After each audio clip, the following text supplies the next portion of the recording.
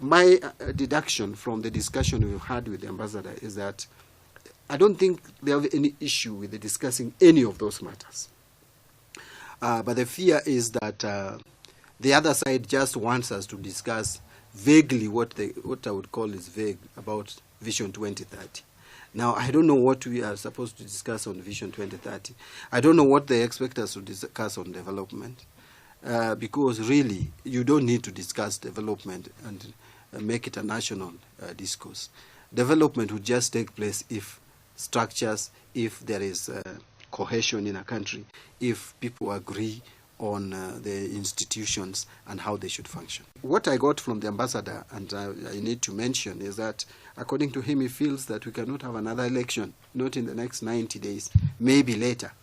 Meaning that's a polite way and a very diplomatic way of telling me that the election, we cannot have another election, that we need to work with the outcomes of various elections.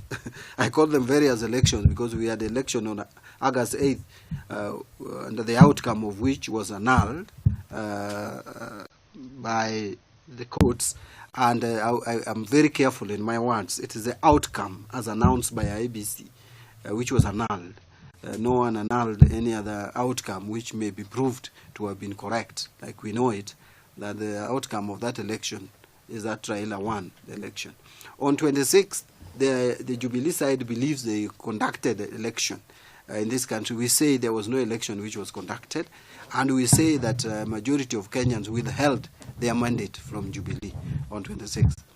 Therefore, the discussion needs to be around with this confusing state of affairs.